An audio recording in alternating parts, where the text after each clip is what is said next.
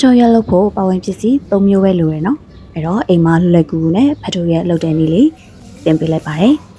အရင်ဆုံးတော့ဂျုံမုံပေါ့နော်ဂျုံမုံ150 gram သူထဲကိုစားနေငယ်ထည့်မယ်ပြီးတော့စီလီအနှဲငယ်ထည့်မယ်ပြီးတော့ရေကိုရေနှွှနှွှလေးထည့်တယ်ပေါ့နော်ရေဘူးမဟုတ်ဘူးနော်ရေနွေးပါရေနွှနှွေးလေးထည့်ပါမယ်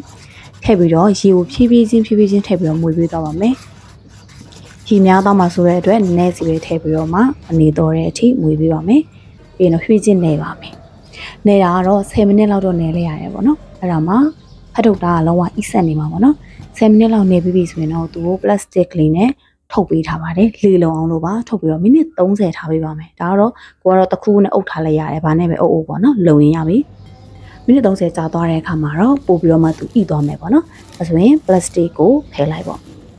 ဖယ်ပြီးတော့မှနှိပ်ကြည့်လိုက်တဲ့အခါမှာတော့သူတော်လေးဣလေးဖြစ်နေပြီပေါ့နော်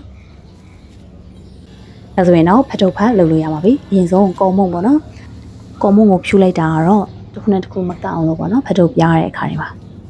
ဖတ်ထုတ်ကလည်းဒါပြားစရာနေရအရင်မကြည့်တဲ့အတွက်တဝက်လောက်ကိုရင်ခွဲလိုက်တယ်ပေါ့နော်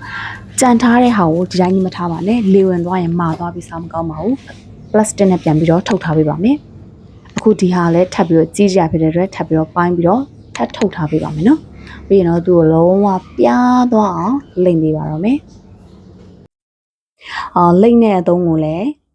ကွန်မိုလင်းနဲ့တုပ်ပေးပါနော်နောက်မှကတ်တက်ပါတယ်ကွန်မိုလင်းနဲ့တုပ်ပြီးတော့မှလိမ့်ပေးပါသူ့ကိုလုံးဝပြားသွားတဲ့အထိလိမ့်ပေးပါမယ်အဓိကမပေါက်သွားရင်ပြီးရောပေါ့နော်အသားလေးဖြည်းဖြည်းချင်းပြားသွားရင်တော့မပေါက်ပါဘူးဆိုရင်လုံးဝဖတ်ထုတ်ကလေးကပြပြလေးဖြစ်လာပြီဆိုတော့ဘူးအဖုံးပေါ့နော်အရွယ်စားအနေတော်ရှိတဲ့ဘူးပုံတစ်ခုနဲ့သူ့ကိုနှိပ်ပေးပါမယ်ဒီစားလေးနှိပ်ပေးပါပြီးရင်တော့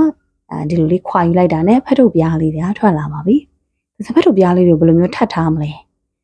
သူ့ဘောကိုခဏကကောမုံလေးနည်းနည်းချင်းစီဖြူပေးပါမယ်အဲ့ဒါမှထပ်ထားတဲ့ကတရွက်နဲ့တရွက်မကတ်မှာပါ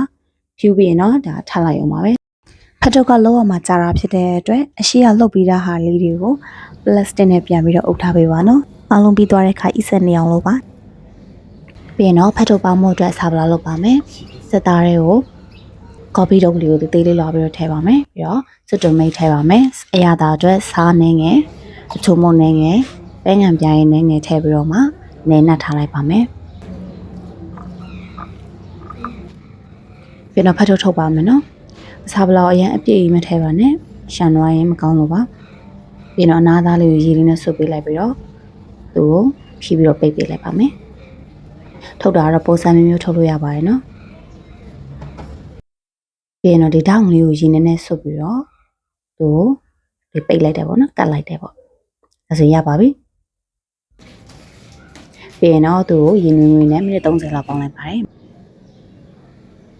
ပေါင်းပြီးတော့ရင်တော့အရင်ကမှအီးဆက်ပြီးတော့ရတာရှိတယ်ဖတ်ထုတ်ပေါင်းလေးရပါပြီပြီးရင်တော့အချင်းဖောက်ပါမယ်နော်အချင်းကလွယ်လွယ်လေးပါကျွတ်သွန်ဖြူဂျင်းပြီးတော့ငရုတ်သီးကျွတ်သွန်မိတ်ငရုတ်ချင်ရေးထည့်ပါမယ်ပြီးတော့ပဲငံပြားရေးထည့်ပြီးတော့မွေးလိုက်အောင်ပါပဲတခြားနည်းနည်းထည့်လိုက်ရပါတယ်ပြီးရင်တော့တိုးစားလို့ရပါပြီအရင်ကစားကောင်းပါတယ်